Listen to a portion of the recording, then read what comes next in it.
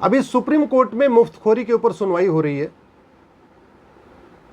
हमने supreme court में एक 2013 का जजमेंट है उसको चैलेंज किया और कोर्ट से रिक्वेस्ट किया कि वो जजमेंट ठीक नहीं है, उसको रिव्यू करने की ज़रूरत है। 2013 में सुप्रीम कोर्ट ने एक जजमेंट दिया और उस जजमेंट में ये लिखा है कि अगर आप कुछ प्रॉमिस कर रहे हो और अगर आप उसको मैनिफेस्टो में लिख देते हो तो वो करप्ट प्रैक्टिस नहीं कहलाएगी, वो ब्राइबरी नहीं कहलाएगी। अब इसका मतलब ये हुआ कि चुनाव के पहले आप घर घर जाके 2000 रुपए की नोट बांटो, तब तो वो करप्ट प्रैक्टिस है, ब्राइबरी है।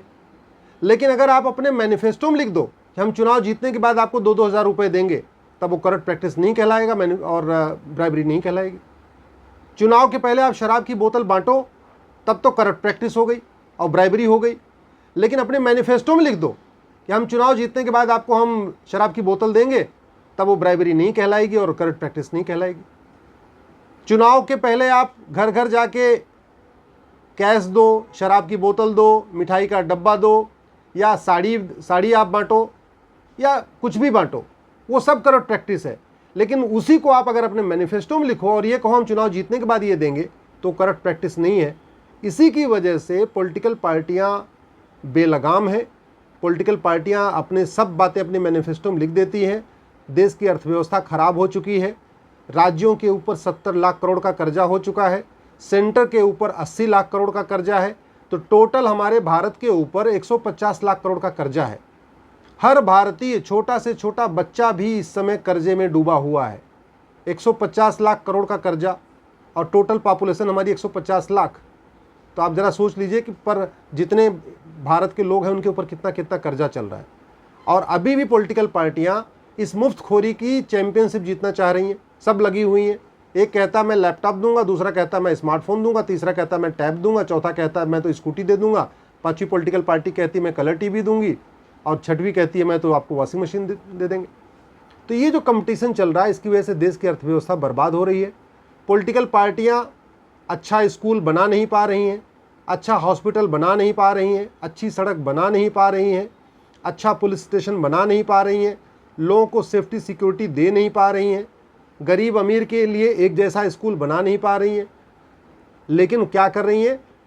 इलेक्शन के टाइम में colour TV, washing machine, fridge, mangalsutra, sari और स्कूटी, लैपटॉप, टैब, स्मार्टफोन, इसका वादा करके चुनाव जीत रही हैं और फिर आराम से 5 साल लूटती हैं, फिर चुनाव आता है, फिर कोई वादा करती, फिर चुनाव जीत लेती हैं। तो ये देश बर्बाद हो रहा है। हमने ये कहा था कि जब तक वो 2013 का सुप्रीम कोर्ट का जजमेंट है जो ये कहता है कि मैनिफेस्टो में लिखी हुई बात करप्ट प्रैक्टिस नहीं होगी, मैनिफेस्टो में लिखी हुई बात ब्राइबरी नहीं होगी, जब तक वो जजमेंट ख़त्म नहीं होगा, जब तक उस जजमेंट को रिव्यू नहीं किया जाएगा, तब तक न सेंट्रल गवर्नमेंट कुछ कर पाएगी मुफ्तखोरी रोकने पर, न इलेक्शन कमीशन कुछ कर पाएगा। तो माननीय सुप्रीम कोर्ट ने जो 2013 का उनका खुद का फैसला है वो उसको रिव्यू करने के लिए तैयार हो गए हैं। अगले हफ्ते से इसमें सुनवाई शुरू हो जाएगी।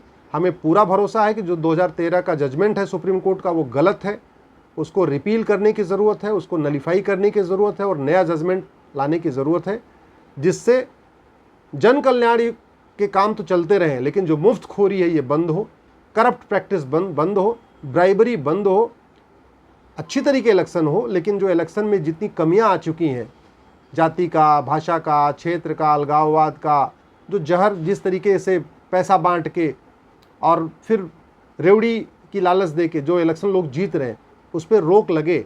और वो तभी हो सकता है जब 2013 का सुप्रीम कोर्ट का जजमेंट पलटा जाएगा, ख़त्म किया जाएगा, सेंट्रल गवर्नमेंट कानून बनाएगी, इलेक्शन कमीशन अपनी तरफ से गाइडलाइन बनाएगा, सुप्रीम कोर्ट डायरेक्शन पास करेगा।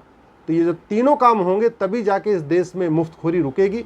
और जो देश के ऊपर 150 लाख करोड़ का कर्जा है, मैं बार बार रिपीट कर रहा हूँ, 70 लाख करोड़ का कर्जा राज्यों पे, 80 लाख करोड़ का कर्जा सेंटर पे, तो टोटल हमारे भारत के ऊपर 150 लाख करोड़ का कर्जा है। अभी सब कुछ कर्ज से चल रहा है। अमेरिका से कर्ज ले रहे हैं, जापान से कर्ज ले रहे हैं, फ्रांस से कर्ज ले रहे हैं, वर्ल्ड बैंक से कर्ज ले रहे हैं।